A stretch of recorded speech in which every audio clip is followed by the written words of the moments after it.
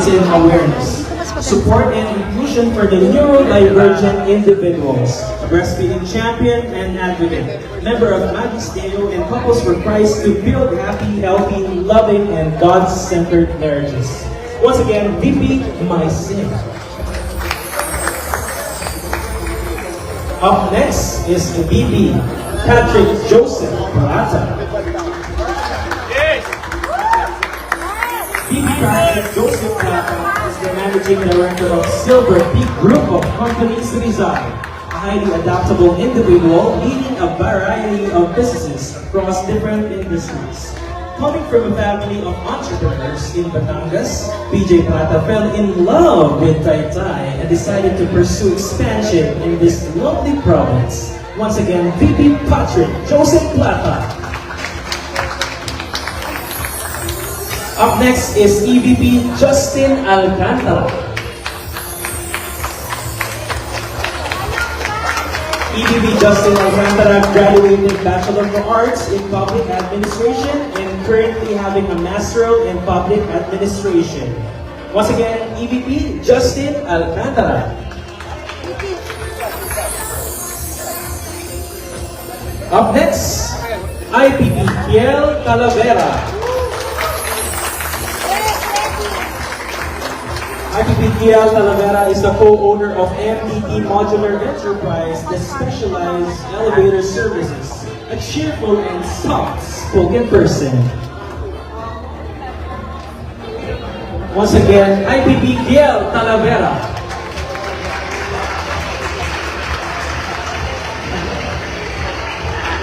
And now up next, ladies and gentlemen, please all stand up as we welcome the man of the hour, the man of the night, President Gino Jeffrey A. Salarian.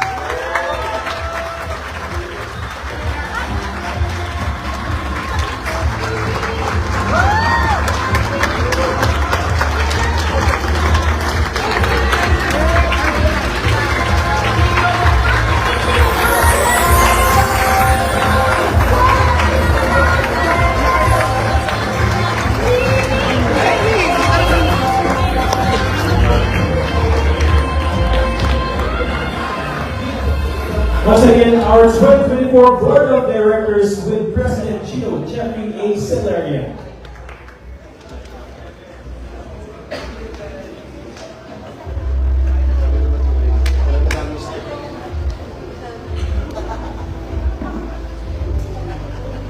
And now, to do the charging of the officers, may I call on the 2024 Regional Vice President for Metro Rizal, JCI Nico Espina. This will be followed by the induction ceremony to be led by the 2024 Area Vice President, Attorney Patrick Magdina.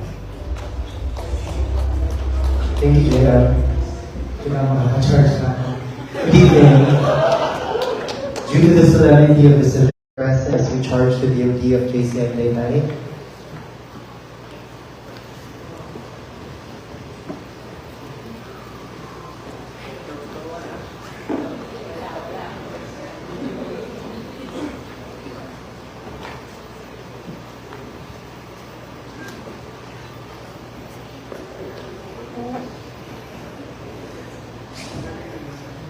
(2024) Board of Directors of JCI Taytay. This is your charge. The office to which you have been elected is one of dignity and importance.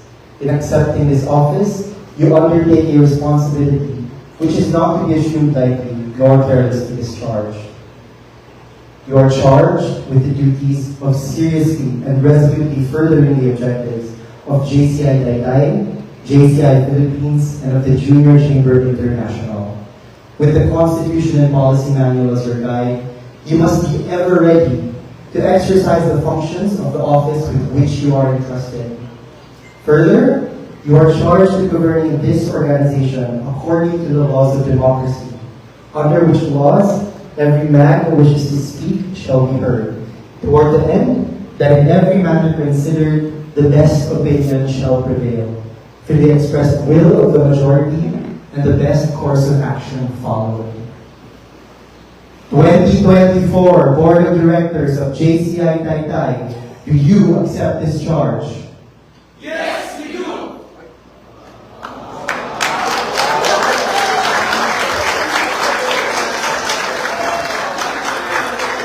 AVP Attorney Patrick Maglina, the Board of Directors of JCI Taytay are ready to be inducted. Thank you, RVP Bigoy. Congratulations to your first charging.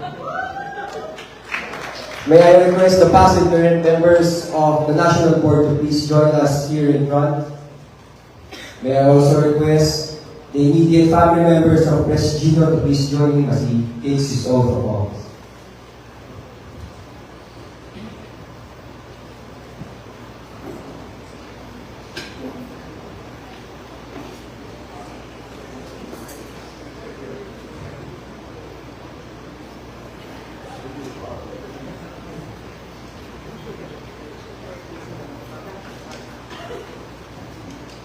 To the 2024 Board of Directors of JCI Taytay, please raise your right hand and repeat after me.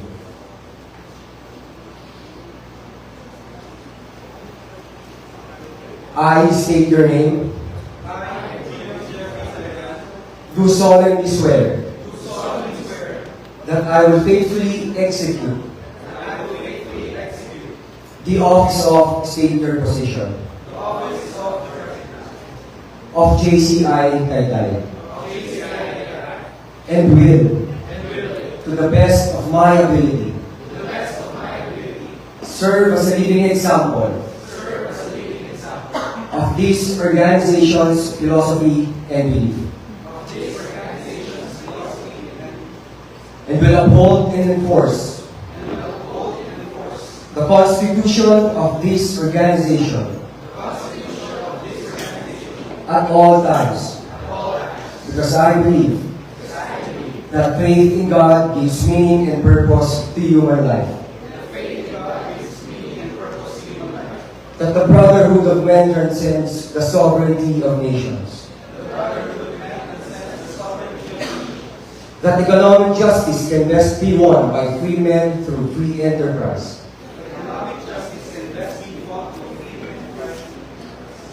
That government should be of laws rather than of men. That Earth's great treasure lies in human personality. And that service to humanity is the best work of life. So help me God. Congratulations. Congratulations.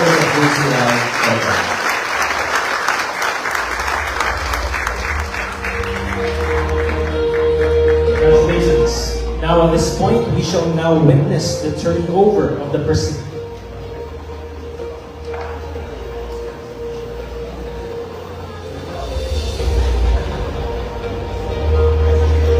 Okay, so may we invite all our distinguished guests to do the signatory handshake.